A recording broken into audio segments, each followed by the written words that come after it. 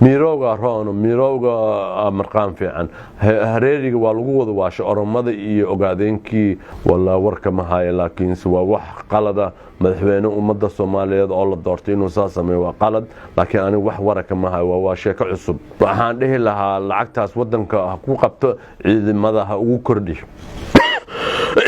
ciidamada booliiska iyo militariga iyo ha ugu kordhiyo mushaarka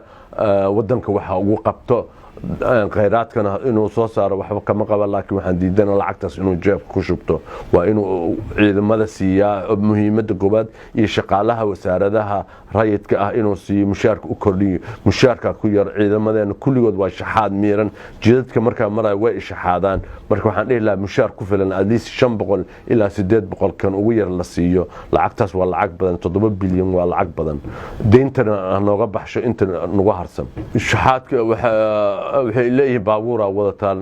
qada'iisi waa baahanahay casha'iisi waa baahanahay waxyaabahaas ay dhahaan marka $2 iyo $3 u tuuraa waxaan dhihi lahaa waa ku yarta 250 kala siiyo 200 waxaan dhihi lahaa loo kordhiyo 500 ha looga dhigo ilaa 800 ha loogu dhigo shaxaadka si ay u joojiyaan ay dadka shaxaadayaan baabuurta wata wallahi marka ilaa ma hay way iga aamusan laakiin way shaxaadaan trafficada shaxaado checkpointiyada shaxaado waxay leeyihiin qada iga bixi iyo cashi waa baahanahay marka 250 ka gunada aan la siiyo way ku yartaa u maleeyay jaadkana hala joojiyaan dhihi lahaa maadaama lacagtii mushaarka u qaadanayaan waxba ku tanayna jaadku cunayaan inay